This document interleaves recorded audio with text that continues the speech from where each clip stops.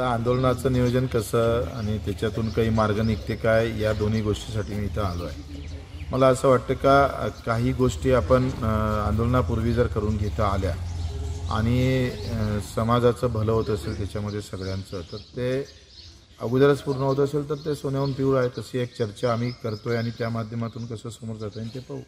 पायी आंदोलनात आम्ही पण ठाम आहोत, मी पण आहे, मी पण येणार आहोत पायी. कारण आम्ही जे शब्द दिला ते शब्द आपण कुठेही म्हणजे टाळतो असं नाही आहे. दिलेल्या शब्दावर आम्ही त्या आंदोलनात मी सुद्धा सहभागी होईल.